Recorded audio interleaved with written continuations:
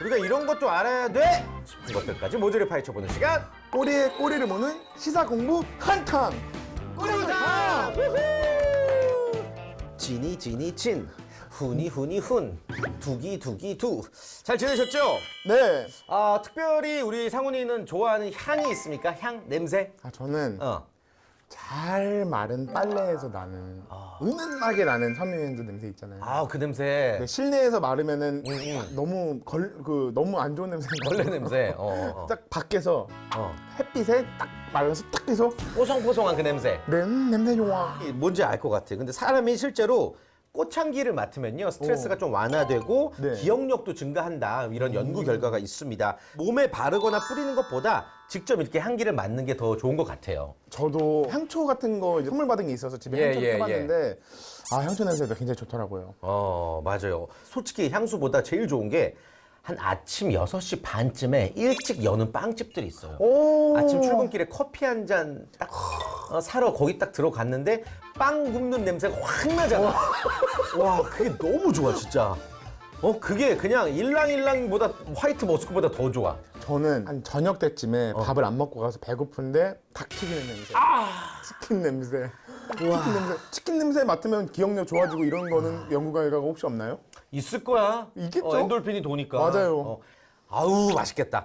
아무튼 오늘 향수 얘기하다가 네. 먹는 거 얘기 됐네요. 기승전식. 기승전식 잊지 마시면서 오늘 그 무엇보다 맛있는 퀴즈들로 보답하도록 하겠습니다. 진이와 훈이와 함께 퀴즈 출발합니다. 하나, 둘, 셋, 출발!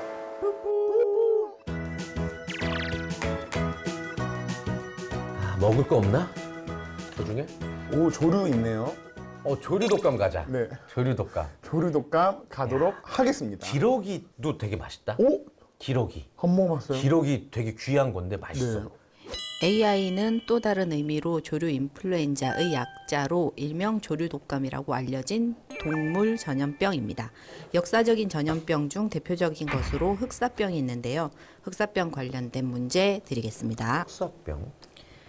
흑사병은 인류 역사상 최악의 전염병으로 꼽힙니다. 몽골에서 처음 발병해 중국으로 확산되었고 무역선을 통해 유럽에 유입되었다라고 하는데요. 그런데 유럽 유입 당시 이 동물이 흑사병의 숙주라는 소문이 돌면서 사람들은 이 동물을 무차별적으로 죽이기 시작했고 오히려 이런 대량 학살이 훗날 수백만 명의 유럽인들의 죽음으로 몰고 가는 비극을 초래했다라고 합니다. 이 동물은 무엇일까요? 막 까매지면서 죽는 패스트 맞아요? 패스트가 흑사병 맞죠? 조류인가요, 얘도? 아니죠? 정답 G. 아주 옛날부터 있던 뭐 그런 동물이고 막 수백만 마리를 학살했을 정도면 흔히 볼 수 있는 거라는 건데. 정답 비둘기. 아, 혹시 요물이라서 복수를 하나요? 고양이. 정답입니다. 우와! 진짜 복수예요? 고양이가 사라진 도시에는 당연히 쥐가 우글거리게 되었고요. 쥐를 숙주로 삼는 벼룩이 사람에게 옮아갔고 쥐는 쥐대로 사람을 물어서 연쇄관념을 일으켰다라고 합니다. 그래서 1348년부터 1352년까지 5년간 유럽 인구의 절반이 사라졌다. 지금 브라질이 네. 엄청난 전쟁 중인데 네. 전갈과의 전쟁이래. 정말요? 한 요만한 노랑 전갈인데 네. 그 먹이 없이도 한 6개월, 8개월 사는 놈이래. 근데 얘의 천적이 네. 이따만한 뭐 두꺼비인가 개구리인가 있어. 네. 근데 그거를 브라질 사람들이 징그럽다고 다 죽였거든, 옛날부터. 근데 이제 다시 걔네를 키우기 시작한 거야. 그러니까 천적이라는 거 무시하면 안 되는 것 같아. 먹을 거 없냐? 터미네이터 한번 가볼까? 터미네이터 한번 해보겠습니다. 우리 영화 I'll be back 생각하면서. 영화 터미네이터 시리즈에는 핵전쟁을 시작으로 터미네이터를 통해 인류를 멸망시키려는 인공지능 슈퍼컴퓨터 스카이넷이 등장합니다. 터미네이터의 주인공 아놀드 슈왈츠제네거는 호주 출신의 영화배우로 알려져 있는데요. 그래서 호주 관련 문제 드리겠습니다. 와, 진짜 말문이 막힌다는 게 이런 말이구나. 어디서 꺾일지 모르겠어요. 오케이. 5에서 6만 년 전 아시아로부터 원주민인 에버리지니가 건너가 그들만의 문화를 만들며 살기 시작했다는 호주는 1606년 네덜란드인이 최초로 오스트레일리아 땅에 발을 디디며 서구에 알려지게 됩니다. 호주는 다른 대륙에서 볼 수 없는 신기한 동물과 식물이 많은데요. 그 이름 역시 특이한 것들이 많이 있죠. 그 예로 코알라는 오스트레일리아 원주민어로 물을 먹지 않는다라는 뜻이라고 합니다. 그렇다면 코알라와 함께 호주를 대표하는 캥거루의 뜻은 무엇일까요? 아, 코알라가 물을 먹지 않는다는데 이번에 그 호주 산불 났을 때 코알라가 막 사람한테 와서 물을 달라고 그러잖아. 그 야생 동물이. 아우, 그거 진짜 슬프다. 무슨 문제였냐? 찬스 가야죠. 이거 특징이 관계 없는데 그럼 저희가 어떻게 맞추죠? 우리가 호주 사람이 아니니까. 맞아요. 가보자. 잘 굴릴 수 있지? 네, 잘 굴리겠습니다. 하나, 둘, 셋.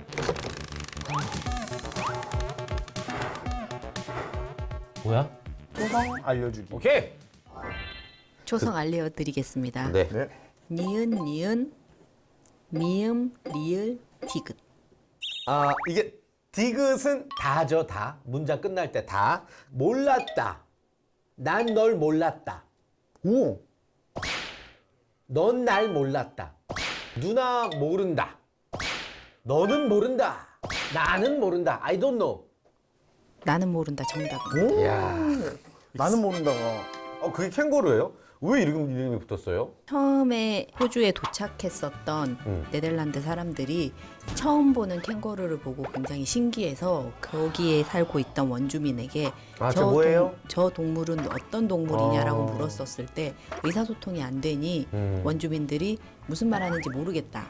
나는 모른다라는 이야기로 캥거루를 자꾸 외쳤다라고 합니다. 지금 몇 문제 풀었죠, 저희? 두 문제 풀었죠. 주제 한번 가야 되죠. 주제 한번 가겠습니다. AI 주제, 오늘 강의 주제로 문제 풀어보겠습니다. 참고로 지금 녹화장 분위기에는 우리 오늘 강의를 해주실 선생님께서 와 계시기 때문에 네네. 우리가 정말 잘 풀어야 돼요. 네, 똑똑이처럼 똑똑한 보여드립니다. 모습을 보여드릴 것을 약속드리겠습니다. 네. 2019년 데일 카네기 글로벌에서는 직장인들을 대상으로 AI와 함께 일하기 위해서 인간이 길러야 하는 역량에 대한 설문조사를 했는데요. 창의력, 리더십 등 다양한 의견들이 있었습니다. AI와 함께 일하기 위해 인간이 가장 필요할 것 같은 역량 1위를 차지한 것은 무엇일까요? 그러니까 창의력이나 리더십은 흔히 생각할 수 있는 건데 이게 아닌가 봐. 네. 의외의 건가 봐. 네. 이해력, 포용력, 결단력. 소통. 소통? 소통 정답입니다. 이렇게 재미없게 정답이 됐지? 정확하게는 커뮤니케이션 스킬. 맞네. 1위가 커뮤니케이션 스킬이고요. 2위가 창의력, 3위가 비판적 사고, 4위가 리더십, 5위가 팀워크로 나타났다. 그치. 제일 중요한 거네요. AI와 소통이 돼야지. 근데 그게 약간 이런 건가요? 저 인공지능 스피커나 이런 거 할 때도 뭐야 밖에 오늘 비와 이렇게 물어보면 못 알아듣잖아요. 그래서 오늘의 날씨 알려줘. 이거가 커뮤니케이션 스킬일 수도 있나요? 아니 인공지능 스피커가 발전이 굉장히 더뎌요. 생각해 보면. 배고파 뭐 먹을까? 이거 이렇게 대화를 해야 되잖아요. 주변 음식점 알려줘. 그게 더 힘들어, 내가. 주변 검색 결과가 없습니다. 주변 음식점 알려줘. 주변 문식당은 모르겠습니다. 아무튼 소통이 중요하다는 거, 자세한 거나 또 궁금한 거는 저희가 잠시 뒤에 또 여쭤보도록 하겠습니다. 커뮤니케이션 스킬. 네, 이제 대결 진유와 훈이 한번 가볼까? 네, 대결 진영훈이랑 가보겠습니다. 선물들이 쏠쏠합니다, 쏠쏠해. 왠지 다음 주에 선물 네가 탈 것 같아서 오늘 주에는 내가 타야 될 것 같아. 나 물총 갖고 싶다.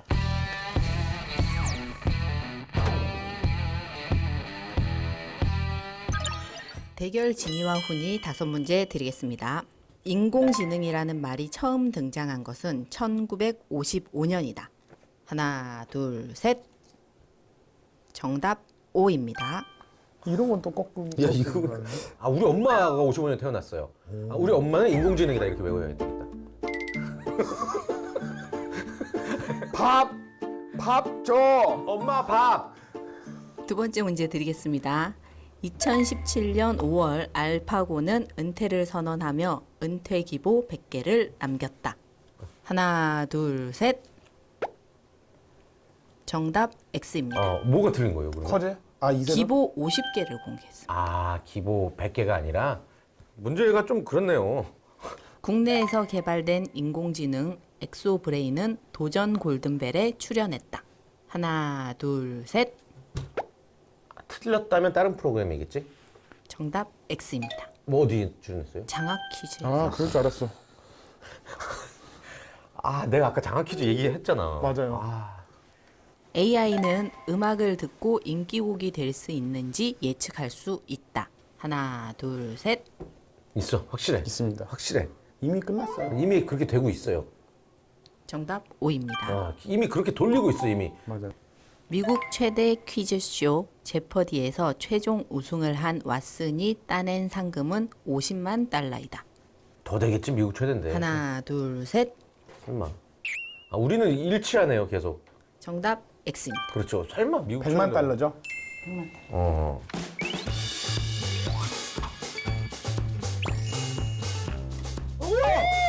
아, 두 개를 뽑아서 여기다 던져. 알겠습니다. 됐어. 형님 먼저 고르십시오. 골라. 정토 공개할게요. 아, 이런 것도 쏠쏠하더라고요. 집에 먼지랑 먼지는 다 없애주겠다. 여름나기 제1탄 팔뚝의 시원함을 느껴보자. 털인가 보자. 먼지 털인데 먼지가 왜 본인이 더 많이 붙어 있냐? 더 덥지 않냐? 바람이 통과가 안 되네요, 두가가. 통기성이 없어 아예. 아, AI가 시도 써요? AI 시인으로 가보도록 하겠습니다. 그래. 야, AI가 야, 이건 문학에 대한 도전 아니야? AI 시인. 마이크로소프트가 개발한 샤오빙은 세계 최초로 시집을 출판한 AI 시인입니다. 현대 시인 519명의 작품 수천 편을 스스로 학습한 이후 1만여 편의 시도 써냈다고 하는데요. 그래서 현대시 관련된 문제 드리겠습니다. 네. 최근 발표된 자료에 의하면 한국 현대시에서 가장 많이 쓰인 단어는 이것이라고 하는데요. 1923년부터 1950년 사이에 발표된 한국 현대시 창작 시집에 수록된 시 가운데 이것은 모두 11,343회 등장했다라고 합니다. 단어. 5,091회 등장해 2위를 차지한 것이 동사 가다 보다 2배가 넘는 빈도를 자랑하는데요. 이것은 어떤 단어였을까요? 나. 정답입니다.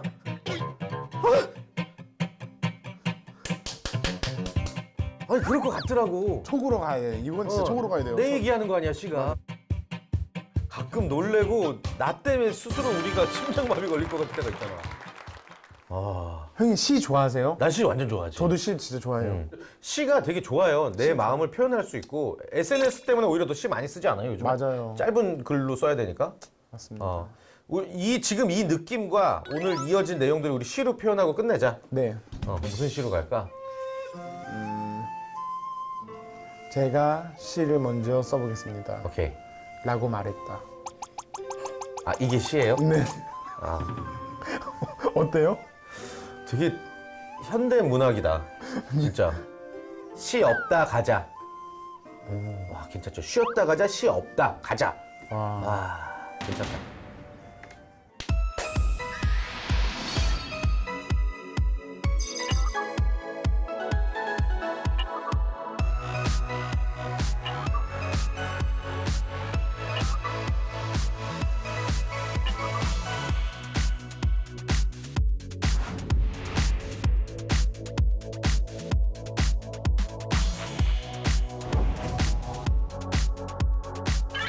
자신의 장점과 단점에 대해서 말씀해주세요라는 안내 멘트와 함께 컴퓨터 모니터 앞에는 숫자가 카운트됩니다. 면접자는 자신의 생각을 잠시 정리한 후 화면을 보며 준비했던 대답을 이야기하죠.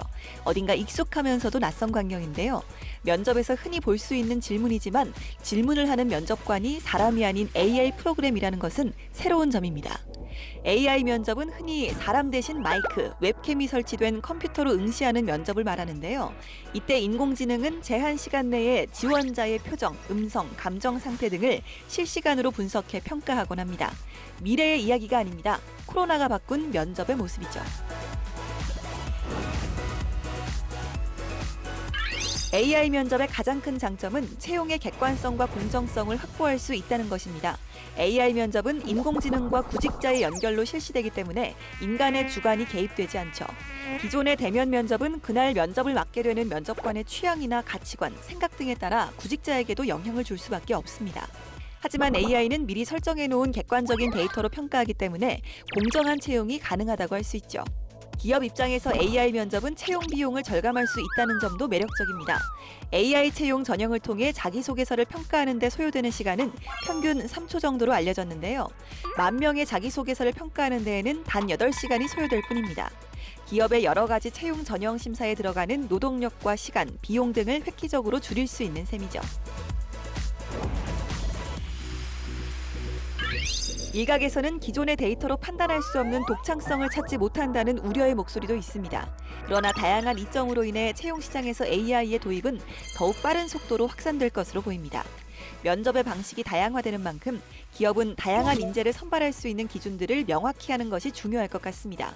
또한 구직자 역시 이 흐름에 따라 자신의 능력을 최대한 전할 수 있도록 많은 준비와 노력이 필요할 것 같네요. 네, 전문가와 함께하는 딥 러닝 시간, 꼬리에 꼬리를 무는 질문. 오늘 오랜만에 굉장히 홍윤영 오랜만입니다. 이사님 자리해 주셨습니다. 안녕하세요. 네, 안녕하세요. 안녕하세요.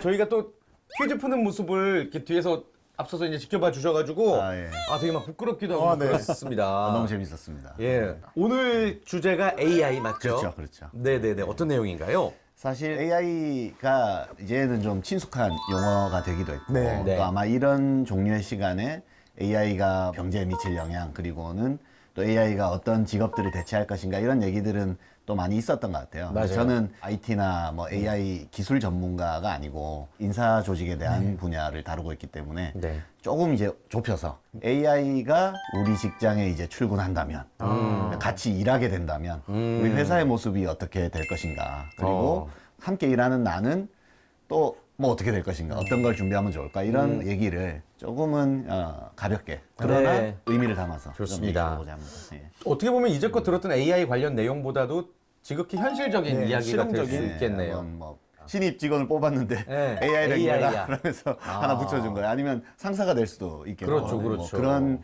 상황들을 한번 가정해 보자는 거죠. 이게 근데 허황된 상상만은 아닌 게 네. 이미 AI가 기술적으로 많이 도입이 되고 있거든요. 네. 실제로 34%의 이상의 응답자들이 이미 AI랑 함께 일하고 있다라고 대답을 했고 또 그리고 추가로 또 30% 정도 가까운 사람들은 앞으로 근미래에 AI가 우리 직장에 도입될 것이다라고 얘기를 했어요. 근데 대표적인 부분이 직원 선발하는 부분이 아무래도 지금도 이미 많이 도입되고 있는 부분이에요. 예를 들어서 입사 지원서를 검토할 때 이게 본인이 직접 고민해서 썼는지 아니면 시중에 떠도는 여러 가지 글귀들을 조합해서 짜집기 하는 건지 이런 것들을 판독하는 그 기능들은 뭐 이미 보편화되어 네, 있다라고 봐야 네. 되겠죠. 상상을 해보면 이제 이렇게 생각해 볼 수 있을 것 같아요. AI도 함께 일하는 과정에서 승진해 가지 않을까. 기술이 발달하면서 좀 그런 상상을 한번 해본 거죠. 약간 군견처럼요. 군견이요? 군견도 계급이 있는 거 아시죠? 아 그래요? 군견도 네, 계급이 네, 네. 있어요. 그러니까 군견도 그래서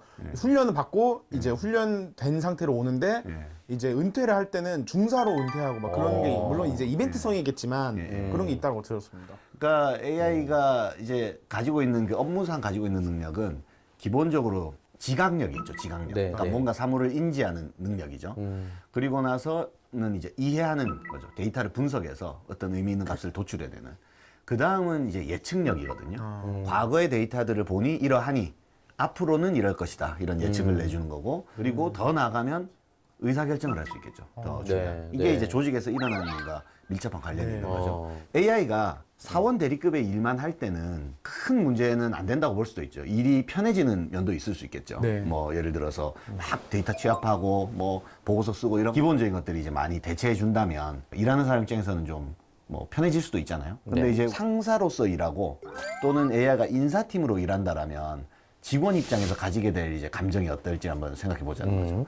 60% 이상 사람들이 이 부분이 가장 염려된다라고 대답한 지점이 뭐냐면 AI가 수집한 데이터가 과연 나를 다 설명할 수 있느냐가 그게 연결되는 게 이제 공정성 이슈가 돼버려요. 왜냐면은 KPI 해가지고 직장에서 꼭 달성해야 될 그 과제 이런 것들이 주어지긴 하는데 그것들로만 사실 우리가 일하는 게 아니거든요. 업무 외적인 것도 되게 많고 굉장히 업무에 직접적으로 관련된 건 아니지만 다른 행동들이 그 업무 성과에 실제로 직간접적으로 영향을 미치기도 하잖아요. 네네. 예를 들어서 우리가 방송 녹화 중간중간에 휴식 시간에 뭐 스태프분들하고 농담도 잘하면서 분위기를 좋게 만드는 사람이 있는가 하면 또 그렇지 않은 사람도 있을 거 아니에요. 네. 그러면 그게 딱 방송 시간에 어떤 멘트를 하는 것과는 상관없이 간접적인 영향을 미치는 것도 있을 거 아닙니까? 그렇죠. 그러면 예를 들어서 같이 일하는 스태프들이나 감독님들은 더 선호하는 어떤 배우들이 있을 수도 있는 것이고 이제 그런 것들에 대해서 AI가 다 반영하고 있느냐 실제로 할 수 있느냐 없느냐에 상관없이 받아들이는 사람 입장에서는 거기에 대한 의구심이 생길 수 있죠. 그래서 그 AI가 나의 업무 성과를 평가한다면이라고 가정한다면 거기에 이제 공정성 이슈를 제기할 수 있거든요. 근데 이 부분은 제가 이제 이렇게 좀 설명드릴 부분이 하나 있는 것 같아요. 그게 뭐냐면 그렇다라면 AI가 하지 않고 사람이 인간인 상사가 고가를 결정하고 이런 것들은 공정한가라고 한다면 사실 안 그런 것 같지 않습니까? 그렇죠. 불합리한 부분이 많죠. 예, 어차피 한계가 있는 거죠. 네. 이제 성과 평가에는 기본적으로 인간이 하는 성과 평가에는 오류가 있을 수밖에 없다고 합니다. 근데 그 대표적인 오류가 몇 가지가 있는데 이 오류들은 AI가 대체할 수 있을 수도 있어요. 대표적으로 어떤 오류들이 있냐면 최근화 효과 이런 오류가 있습니다. 최근화 효과란 건 뭐냐면 왜 우리 아카데미 시상식 같은 거 할 때도 예를 들어서 1월부터 12월까지 개봉한 영화를 바탕으로 뭐 그 다음에 2월, 3월에 이제 시상식을 하잖아요. 그러면 시상식에 가까운 시기에 개봉한 11월이나 12월에 개봉한 영화들이 상을 받을 가능성이 높대요. 그래서 방송국도 네. 그 예능 하시는 분들이 가을부터 열심히 하신대요. 그래요. 그러니까 직장에서도 내가 만약에 1, 4분기 때 연초에 엄청 열심히 일을 해서 성과를 막 많이 냈어요. 그때 네. 막 잘한다 했는데 연말쯤 가서는 업무가 좀 지지부진했어요. 요 A라는 사람과 B라는 사람은 상반기 때 계속 놀았어요. 그러다가 마지막에 한 12월 달에 뭔가 이렇게 딱 홈런 하나 친 거예요. 막 그게 뭐 계약을 하나 따내거나 막 네. 눈에 띄는 일을 했어요. 그러면 그 사람이 좋은 평가를 받을 가능성이 굉장히 높다는 거죠. 근데 AI가 만약에 이것을 평가한다면 그것을 이제 면밀히 계산한다면 이런 오류를 굉장히 많이 줄일 수가 있겠죠. 네. 그래서 오히려 그 공정성을 담보할 수 있는 부분도 있고 뭐 비슷한 이제 그 성과평가의 오류 중에는 어떤 것들이 또 있냐면 후광 효과, 역광 효과 이런 것들이 있습니다. 뭐 좀 예상이 되시죠? 네. 후광 효과라는 것은 하나를 보면 열을 난다고 한 가지를 잘하면 다른 것들도 잘할 거라고 이제 여겨지는 거예요. 그래서 이 친구가 관리자가 좋아하는 어떤 모습을 보이면 얘는 딴 거 안 봐도 돼 이러면서 이제 좋게 평가하고 역광 효과는 이제 반대죠. 하나가 찍히면 또 예, 이러네. 다 못한다. 얘는 맨날 이래. 뭐 이런 식으로 이제 평가되는 네, 거죠. 네. 이게 이제 조직에서 성과 평가에 다 음으로양으로 반영이 되거든요. 그래서 관리자들은 사실은 이 부분들을 주의해서 해야 되는데 그러면은 이제 이런 관리자들이 성과 평가에 가진 오류들을 만약에 AI가 철저한 데이터 분석으로 보완할 수 있다면 사실 되게 긍정적인 면이 있는 거잖아요. 네. 근데 그럼에도 불구하고 그 설문을 해보면 AI가 당신의 성과를 관찰해서 평가한다라면 그것에 대해서 긍정적인가 부정적인가 이 조사에서 질문을 해보면 60% 이상의 사람들이 부정적으로 네. 평가한대요. 나는 AI가 나를 평가하는 거 싫다. 라고 평가한대요. 그게 어떤 마음일까요? 첫 번째는 그 투명성에 대한 신뢰가 담보되어 있지 않는 거예요. 왜냐하면 AI의 그 알고리즘은 사실 일반인 이해하기가 힘들잖아요. 네, 그냥 네. 대략적으로 그냥 데이터를 분석해서 뭐 결과값을 낸다. 뭐 이런 것만 어렴풋이 알고 있지. 알파고가 실제로 어떤 연산을 해서 어떤 바둑도를 놓는지 그 알고리즘을 일반인들이 뭐 알 수가 있겠습니까? 그죠? 그러니까 인간은 모르는 대상에 대해서는 기본적으로 경계심과 두려움을 가지죠. 그러다 보니까 이 AI가 어떤 알고리즘에 의해서 나를 평가하는지를 이제 잘 모르고 두 번째는 이것은 이제 저의 좀 주관적인 판단인데 아까 말씀드린 성과평가의 오류 중에 관대화 오류가 있다고. 관대화. 예, 관대하게 평가하려는 오류가 있대요. 그러니까 상사들도 사실 일종의 갈등을 싫어하거든요. 그리고 누구나 좋은 사람이 되고 싶어 하지 나쁜 사람이 되고 싶어 하지는 않아요. 이런 성향이 있어요. 그러니까 실제로 직원들 일 시키고 막 이럴 때 막 승질내고 이런 사람들도 만약에 이 사람 뭘 해고시켜야 된다 이럴 때 그 말을 내가 직접 하고 싶진 않은 거예요. 예, 뭐 이렇게 나쁘게 말하면 손에 피 묻히기 싫은 거죠. 네, 맞아요. 그러면 예를 들어 보세요. 내가 팀장이에요. 그러면 고가를 줄 수 있는 팀원들이 쭉 있으면 만약에 절대평가로 당신이 다 A를 주고 싶으면 A를 줘라. 뭐 이렇게 만약에 재량권이 주어진다면 대부분의 상사들은 조사를 해보면 좋은 평가를 주고 싶어 합니다. 인간이 이제 그런 습성이 있다는 게 어쩌면 우리에게 좀 숨 쉴 수 있는 공간을 주는 거기도 하거든요. 네. 그러니까 AI가 나를 평가한다라면 이게 참 이렇게 모순된 욕구인데 네. 철저하게 객관적으로 평가받기를 원하는 동시에 너무 객관적이면 안 되는 거 아니야? 이런 마음이 나에게 있는 거예요. 걱정이 되는 거죠. 네. 그래서 참 이렇게 아이러니하게도 우리가 보통 그 회사에서 이제 상사가 마음에 드느냐, 상사를 좋아하느냐라고 만약에 물어본다면 뭐 상당히 많은 사람들은 마음에 안 들어요라고 답변하는 사람들이 많을 거예요. 근데 그럼에도 불구하고 아직까지는 기계 상사보다는 인간 상사를 우리가 좋아하지 않나? 사람이면 다 실수하지 뭐 이런 예, 게 예. 상사도 그 마음 있고 부하 직원도 그 마음 있고. 그런 부분들이 있는 거죠. 그래서 이제 이 부분을 좀 이제 정리해서 네. 얘기하자면 AI가 능력이 발달함에 따라 김대리 AI에서 김부장 AI로 이렇게 승진해 갈 것이다. 예. 그러면 처음에는 단순히 이해하고 분석하는 역할만 하다가 나중에는 예측하고 결정하는 역할들로 AI는 점점 더 승진해 갈 것이다. 그러면 그것이 가져오는 정확성이라는 긍정적인 면은 있을 수 있으나 아직까지는 조사를 해보면 우리는 거기에 대해서 이제 부정적이고 걱정하는 우려를 표명하는 사람들이 대체로 더 많다라는 것들을 말씀드릴 수 있죠. 이제 무엇이 그럼 우리가 AI랑 함께 일하는 데 대해서 좀 긍정적으로 준비하게 만들 수 있을 것인가 이렇게 생각해 보면 조직 차원에서 또 할 일이 있고 개인 차원에서도 할 일이 있는 것 같아요.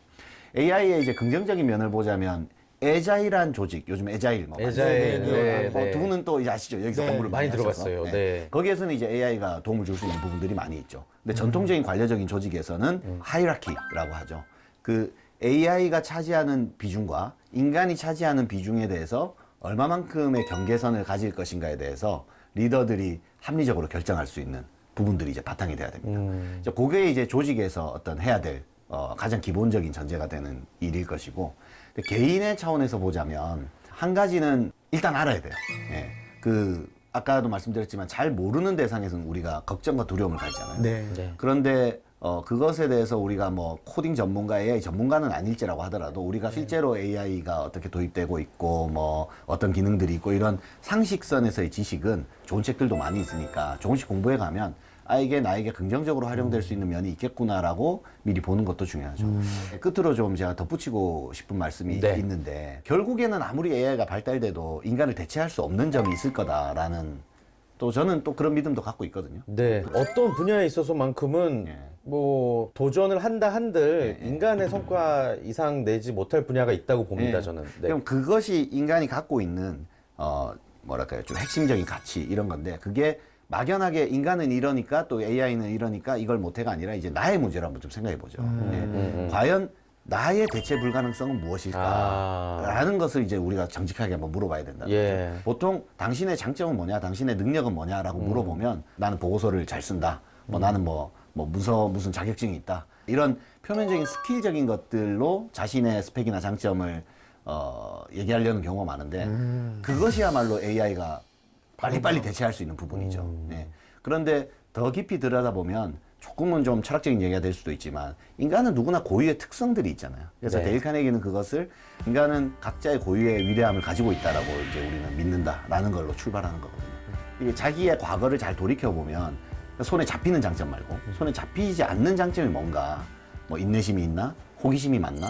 그런 것들을 잘 들여다보는 게 중요합니다. 그래서 이 방송을 보시는 분들께도 그리고 뭐 이 자리에 계신 분들께도 질문 드리고 싶은 게 AI가 대체할 수 없는 나의 고유의 속성이 무엇일까? 내가 가지고 있는 고유의 장점 무엇일까? 이런 것들 한번 좀 사색도 해보고 네. 생각도 해보면 그게 더 우리를 인간답게 만들고 그 인간다움이 결국에는 AI에 대한 일종의 경쟁력 그래서 우리가 상호 보완적으로 함께 일할 수 있는 좀 기초를 마련하지 않을까 싶어요. 진짜 멋진 정리 말씀이시네요. 오늘 그러니까 쉽게 말해서 우리가 AI랑 맞짱을 떴을 때 다 지더라도 내가 이길 수 있는 게 무엇이냐. 뭐 재밌는 그거를 질문, 생각을 재밌는 해서 질문이 될수 있죠. 예. 결국엔 나의 내공을 키워가는 게 AI와 공존하는 길인가 보네요. 예.